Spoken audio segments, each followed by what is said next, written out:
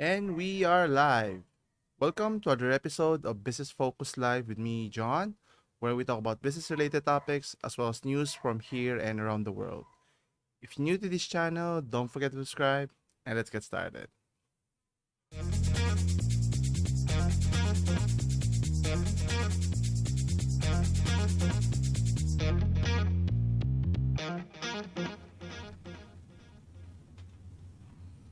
And we're back.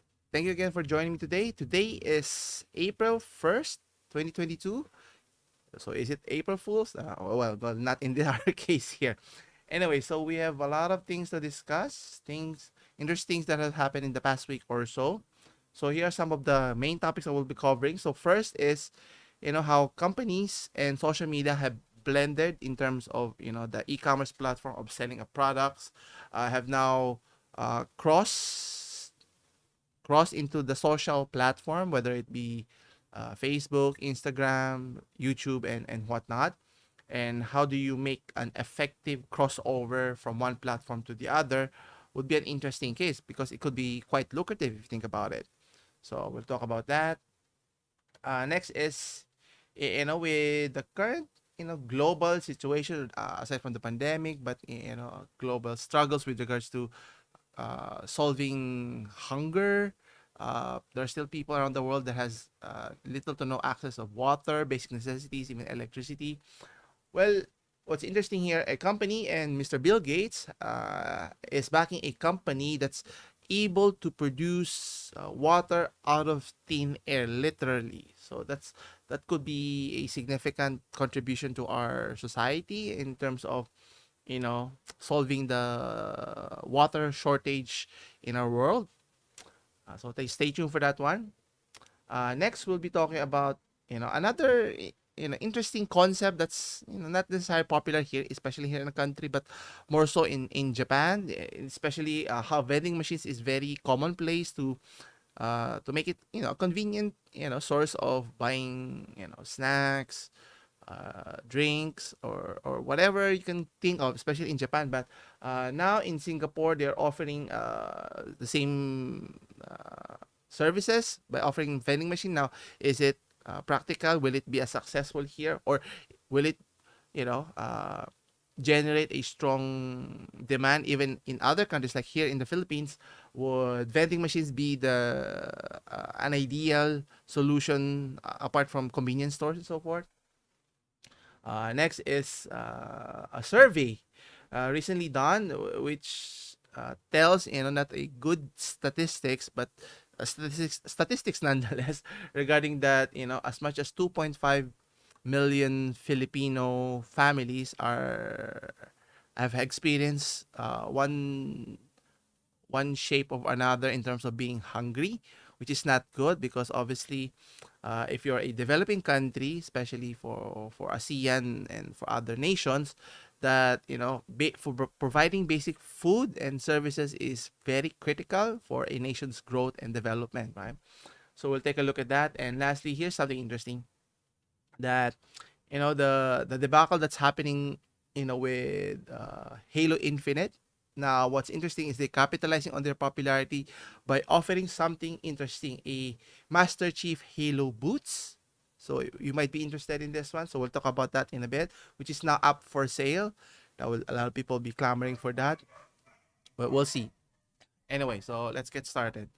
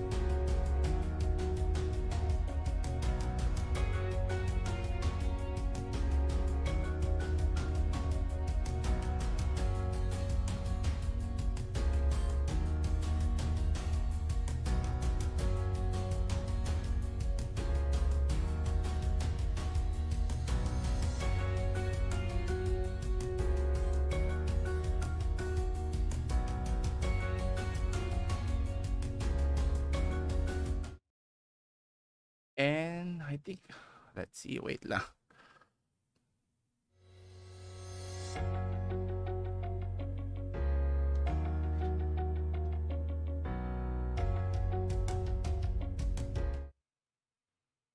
Did we get it right?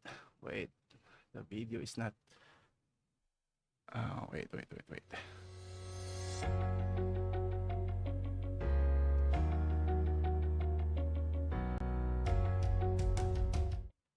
There you go. There were some technical problems. Anyway, so we were cut off earlier. So we have a few things to discuss for this week. And to start off, as mentioned, how businesses have evolved, in just the past few years, even more so, with the pandemic, it has accelerated how online businesses, specifically the e-commerce platform, you could take a look at Amazon as how popular have they become, and even more profitable in terms of generating substantial revenue, despite all the difficulties that they have encountered. But nonetheless, now here in this article, or was it? According to techtimes.com, that the future of retail is using social e-commerce here. So let's take a closer look. Oops. There you go. Now, social commerce or live stream shopping is forecast to transform social media into one of the big shopping channel now. Obviously, typically when you're trying to sell or market a product, you use traditional platform, whether it's through advertisement, billboards, and whatnots. Now, with the advent of the internet, obviously, this has shifted using digital marketing by digital advertising. But the problem here is there's a sort of a disconnect between the two platform, and it's quite interesting for many influencers, whether it's in Instagram, YouTube, or in Twitch. How can you monetize that in terms of partnering with a company if you want to market that product, if you truly want to endorse those products here? And obviously, typically the process, as I recall, I see other influencers, is typically they'll provide a link wherein you have to go to that website, then make the purchase, which will be credited to that influencer here. Now, obviously, that's not as easy as it looks, because obviously it takes a lot of convincing, even if that influencer is a very popular one. So let's see on further. So it mentions here the whole buy experience from the initial product discovery to checkout will take place on the social media. So meaning, when you're still in the platform, you will be convinced to buy the product and check out the product right away. Now, to make it faster, more convenient, I think that would be the key here to successfully transitioning from just advertising or promoting it in your channel or in your Instagram feed, and then eventually getting that purchase or sale from your customers here. It was mentioned here, TikTok has launched its shopping facility in the UK, stating e-commerce is a big opportunity for TikTok. Obviously, it's a very popular platform nowadays, and it's something we've invested in significantly. And I think merging the two is the key to, you could say, world dominance, in a sense of making significant revenue to jumpstart your business, especially it's an ebb and flow format in terms of its popularity from time to time. And it's mentioned here it's a really significant moment.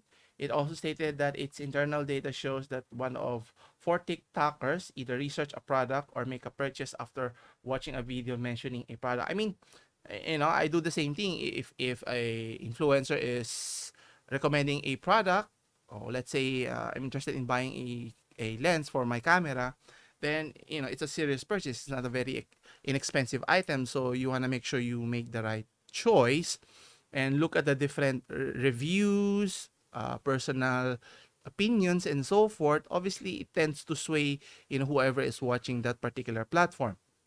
But the question is, will you make that purchase? But obviously, you tend to make that purchase after the video has been watched and so forth.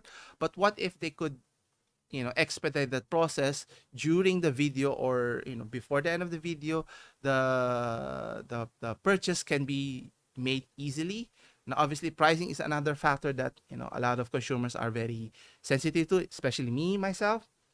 Now, it mentions here more consumers are shopping on social media platforms like Facebook, benefiting smaller brands.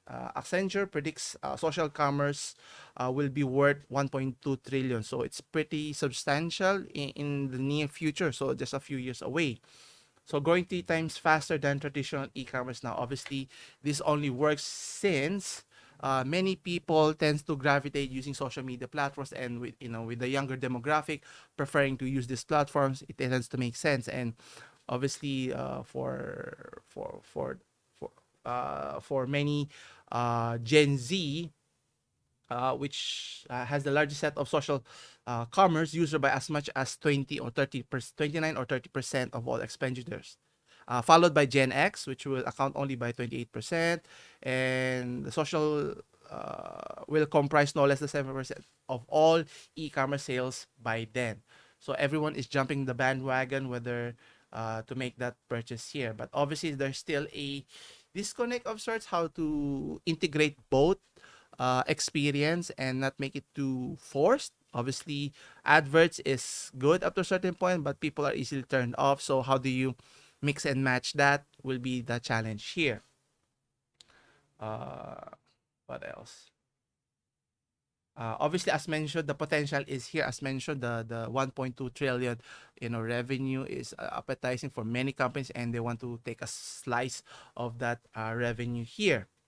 Now there is a potential for change within the Instagram. I think even in YouTube's platform, but obviously it's not a perfect service, and one would like to help the content creators such as I to benefit from partnering with many companies that can benefit many of the consumers that are interested as well here.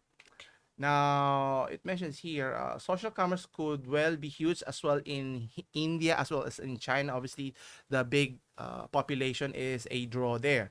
An example is the WeChat app is already a prominent force in the social commerce. So, meaning it's already being implemented in other regions or in other countries. So, if done properly, this can be beneficial to many businesses here.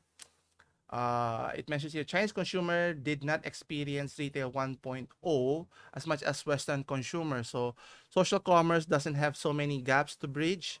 Another key difference from Chinese social media to Western is it often supports a network of system where 10 other friends can agree on buying a product and then get a discount together. So maybe it's more on a cultural differences. That's why it's difficult to make a jump here. Typically, individuals would make a certain purchase, not necessarily as a group. So maybe it would take time, or maybe it takes some finagling from companies to coerce or to entice consumers to make that purchase during that short time frame that they're offering here. But I'd be interested to find out what their plans are and how they're going to convince the public, especially in Western markets, in as well as in Europe as well here. Anyway, next we have here is, as I mentioned earlier, that how companies is able, in this case, to make water out of thin air, which is pretty remarkable when I first caught this article. And according to CNBC.com, it mentions here that Bill Gates, one of the supporting of this endeavor, and the company BlackRock, a big investment firm, are backing a startup company behind the hydro panels that make water out of thin air. Now, so according to the article, it mentions that obviously converting energy like solar panels is important, but even more so important is getting sustainable water for everyone worldwide. And how are they able to do that? Let's read further here.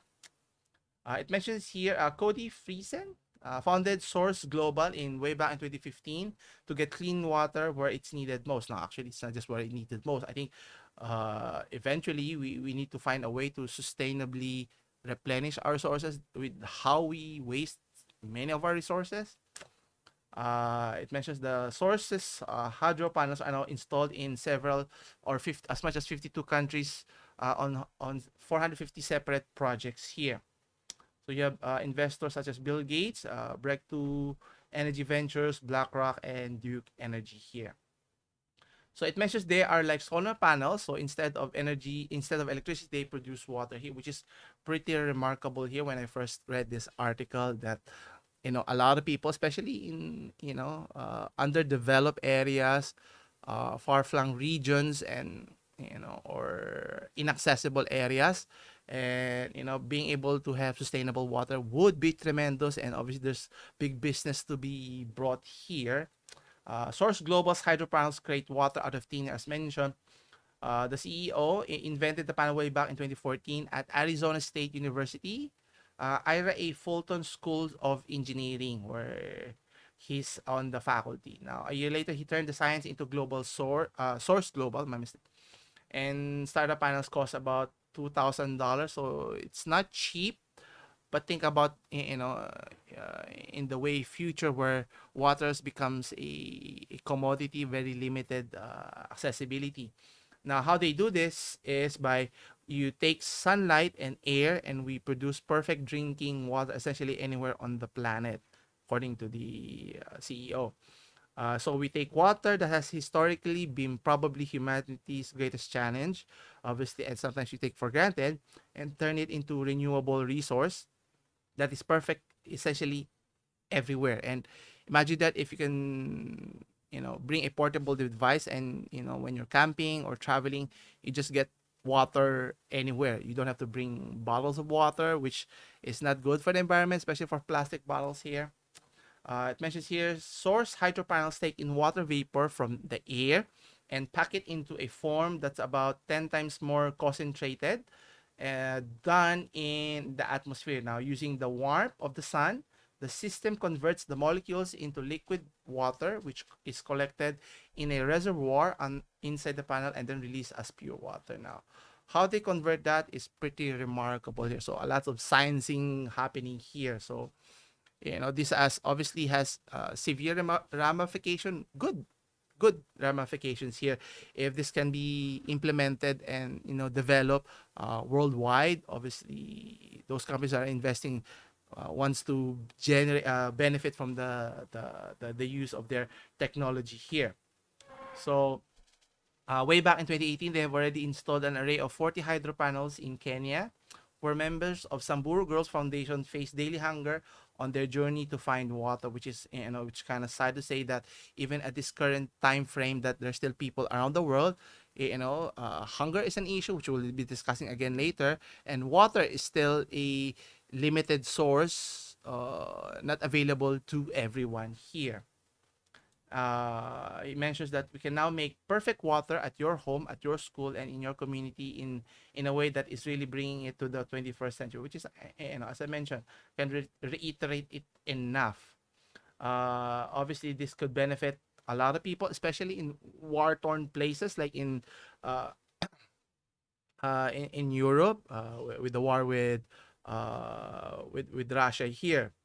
And obviously the business repercussion here is pretty remarkable here, and obviously those companies who have invested early on will reap the rewards here. And looking forward, hopefully water will not be a problem anymore in the near future and so forth.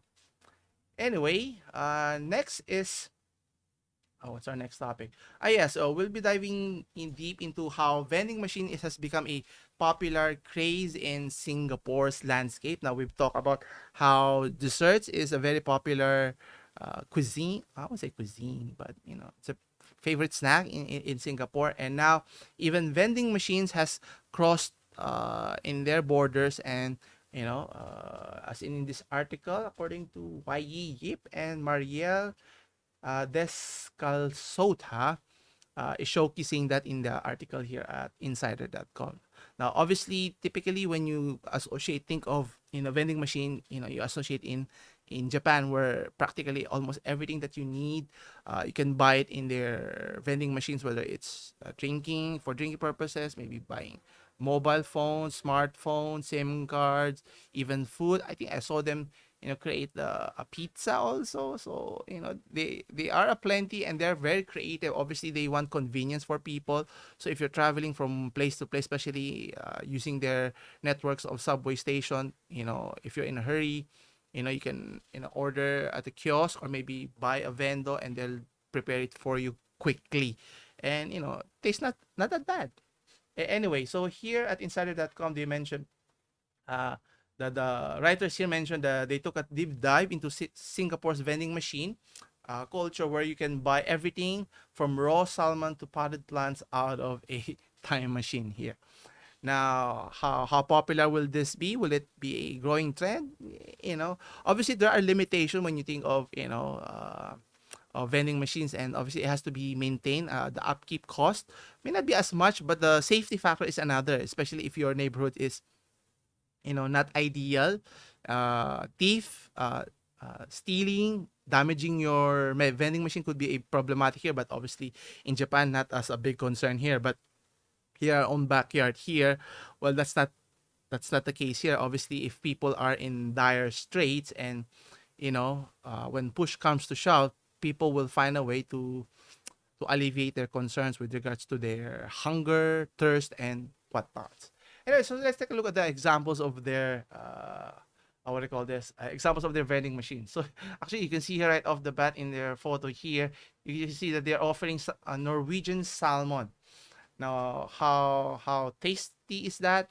Well, you decide, if especially if you live in that part of the country. Anyway, so to start off, so here we have uh what type of vending machine? So they're offering coconut. I think so. Yeah. So it's organic, so it's very popular here in the country. Obviously we offer that in vending machines, but we have people pushing their carts to offer it to many people. I think our neighbor sells coconut. I forgot which fruit they offer. Uh, so let's see what they are offering. Here you go. You can see here the first one is they dispense freshly squeezed orange juice and cooked meals within minutes. So nothing too extravagant about it.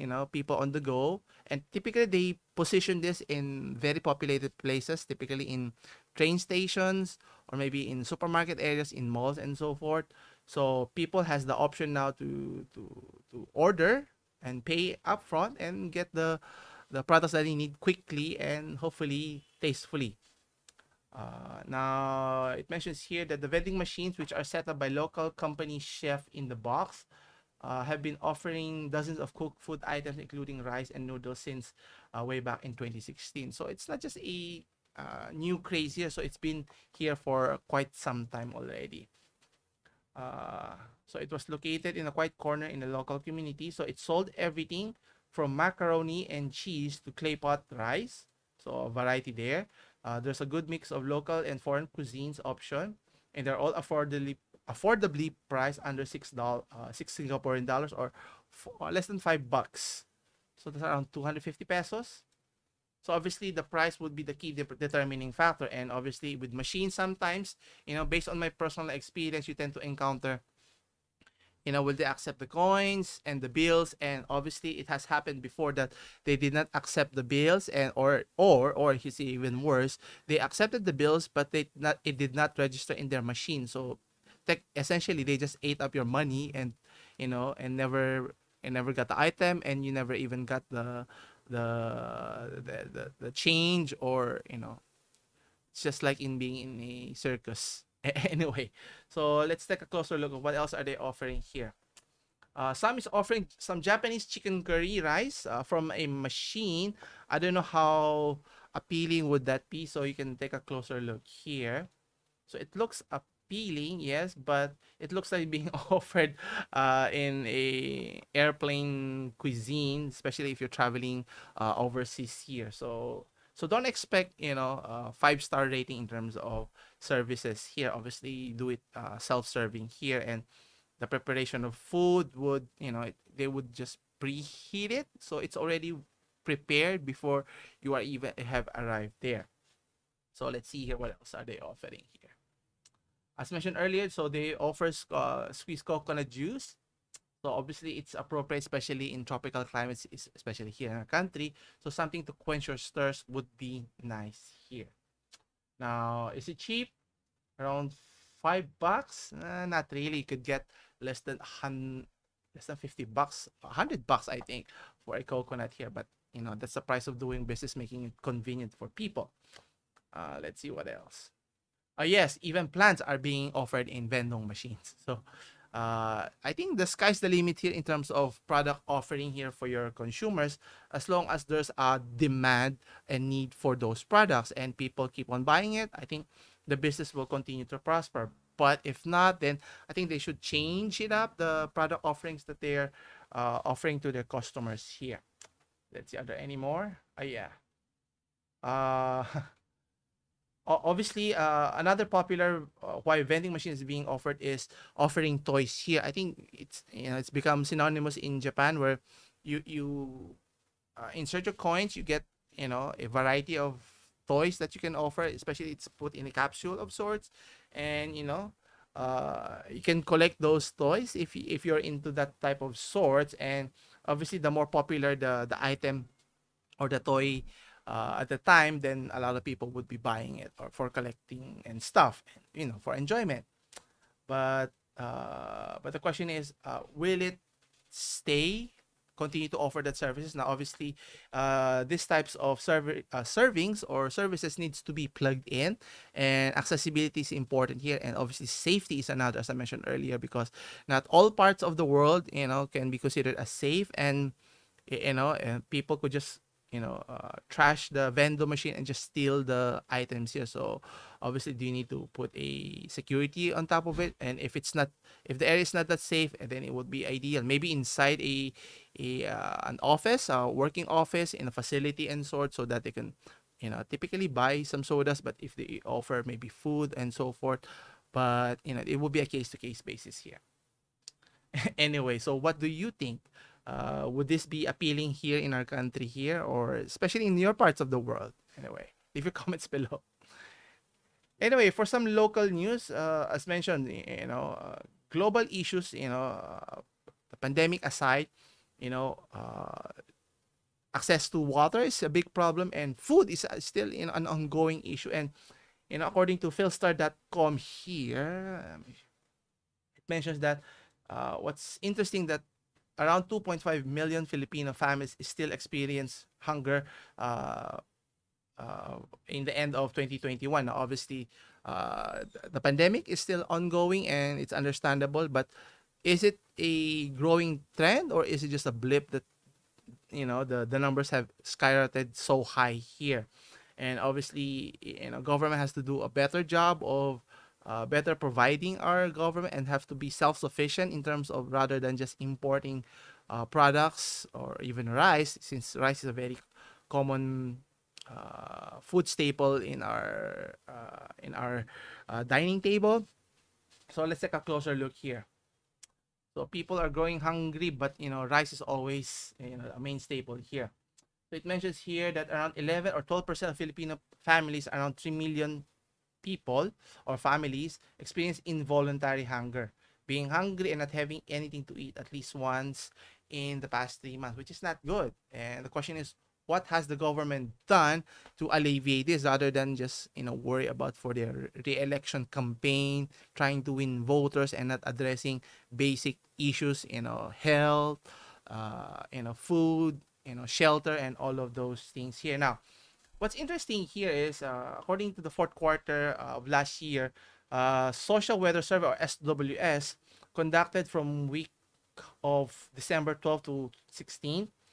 Although the report on its result was only sent to the media on 25, but that's not important.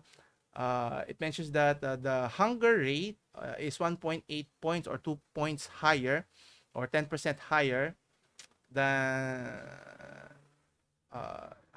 in September 2021, but still lower than 16 or 70% way back in May 2021, and 13 or 40% way back in June. But still, 10, 15, 16% of the population is still hungry. Is still not a great job, because you want to eradicate hunger here, because no country will progress if not everyone is taken care of, right? Like basic necessities here. But it goes on to mention here, the experience of hunger was also highest in Metro Manila, which is kind of interesting, since Metro Manila is one of the biggest cities or the main thoroughbred or main city in the Philippines here. So having this issue is, is it overpopulated? That's why we have a lot of people here that are displaced, have no place. Obviously food and shelter goes hand in hand here, which is a pretty significant problem, which hasn't been alleviated in any sort of form. I mean, for all the candidates or for all the politicians that are trying to boast their position here, at the end of the day, people are still going hungry, which is not a good sight here. It mentions here moderate hungers refers to who reported experience hunger only once or a few times in the last 3 months. But I think the reports kind of get convoluted if you think about it. If people get have experienced hunger, regardless if it's one time or maybe it's even downgraded in terms of their experience, people are not sharing their actual feelings. But the point here is people are going hungry on a daily basis, which is not good. And if you're not fed properly, you're not healthy, which is will tax your health system and so forth. So as you can see here in this chart, which is kind of confusing, on the left side you can see that not poor and borderline poor. I don't know if that's good or bad. But what's interesting here, the red marker, it states that there are severe hunger, and then the pink one, you can see it's considered as moderate hunger. But regardless of how you spin it, at least 6% of the population is has experienced hunger, and as much as 11 to 12% has experienced hunger way back in May all the way to December 2021. And for poor health, it's even worse. So that's even jumped significantly, but as much as 20, 15 to 20, as you can see here, 23 to 24% of the population here has experienced hunger, which is not a good sign. Meaning, there's a big problem that needs to be addressed. But how can it be addressed? Obviously, being self-sufficient as a nation, which is kind of interesting. We are in agrarian nation. We should be able to sustain, to supply all the basic needs, especially for how great our farmers are, and obviously having proper equipments, technology, and access to deliver those basic foods to everyone in our nation would be important here. Anyway, let's see here. Uh, what's interesting here, when they mentioned their methodology, which got me interested here, they mentioned the survey was conducted using face-to-face interviews with 1,440 adults with sampling errors plus minus almost close to 3%. And the percentages balance from Luzon is around 5%, plus 5 minus percent, Metro Manila, Visayas, and Mindanao region. Now, the area estimates are weighed by the Philippine Statistics Authority Media Population Projection for 2021. What's interesting here, they didn't mention what type of sampling methodology they used to conduct the face-to-face surveys here, in terms of the random sampling or the locations that they selected.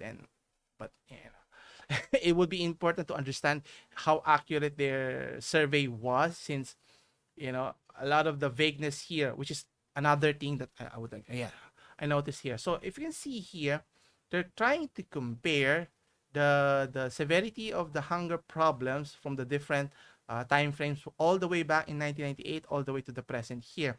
Now obviously you can see a big spike in 2020, which is what happened in with the pandemic. What's kind of interesting, with the pandemic, people are even have severely experienced difficulty in providing food for oneself. And as you can see, the trend here, it's fluctuating over the course of the year. It's not getting any better. And the severe trend of even though it's just 2 to 3%, but still, imagine our population currently now has breached the 100 million mark in terms of population. If that's just 3% of the population, that's 3 million. That's a lot of people, right? And if you were to, let's say, include the totality here, around 12 or 11 or 12% of the population, that's 12 million.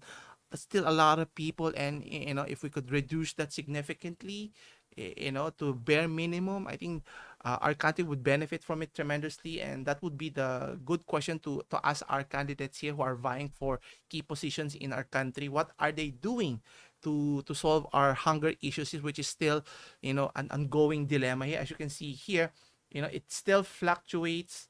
You can say it went down in the early 2000s, and then it went up in the mid 2000s, and then it went down slightly in the mid 2010s, 2015s. But it's not a consistent trend that that looks promising if you're looking at a whole picture scenario here, which is obviously a lot of concerns. Basic necessities, as I mentioned earlier, infrastructure, health, food, as mentioned, and shelter should be tackled immediately here. But anyway, so what do you think here? Is the percentage accurate in terms of what the SWS is representing here?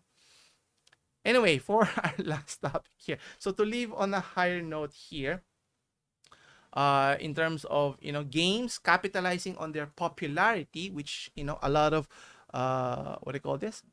A lot of countries have tried to do that and have varying levels of success here. And one of the interesting cases here is the franchise of Halo. And obviously, Halo is one of the biggest franchises that Xbox has developed over the course of several years or decades. But the question here is, in particular, the last one, the Halo Infinite, in terms of how buggy the game is, in terms of, you know, they have already delayed their launch way back in 2020. Remember when it was supposed to be simultaneously launched when the release of the Xbox Series X, but they decided, you know, to delay it to make a more polished game, which is obviously it's not a polished game still. And the fact that people are leaving your platform, which is not a good sign if you're an Xbox owner, and if you're Microsoft looking in, if you're the CEO, I mean, you should be concerned. Your flagship game is not doing really well, even in your own platform, right?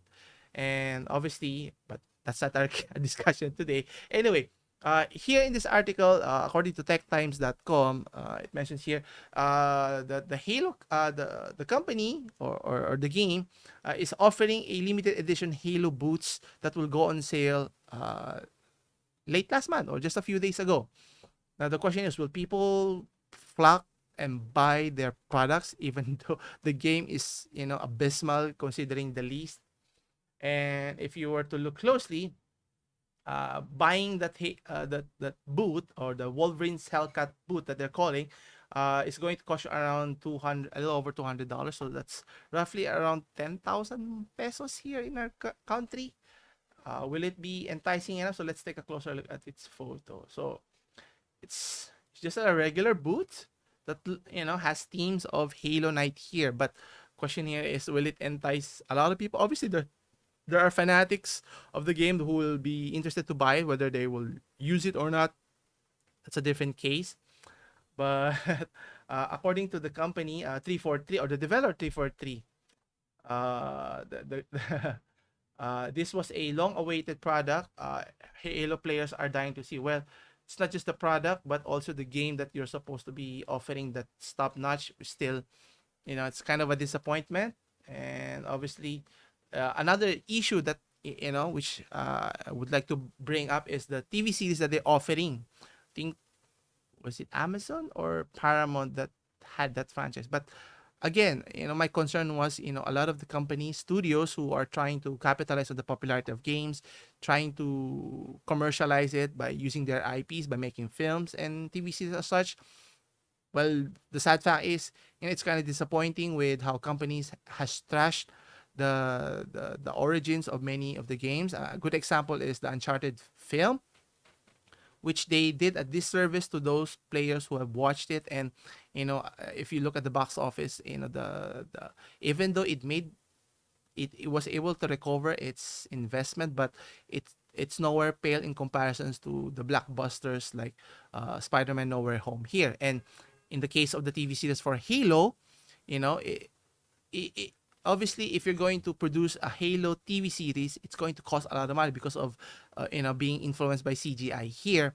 But obviously, if you were to watch the series, after the first episode going to the second, it became more bland in terms of storytelling, and it diverged or deviates from where the main character is, which is supposed to be Master Chief, which is kind of disappointing.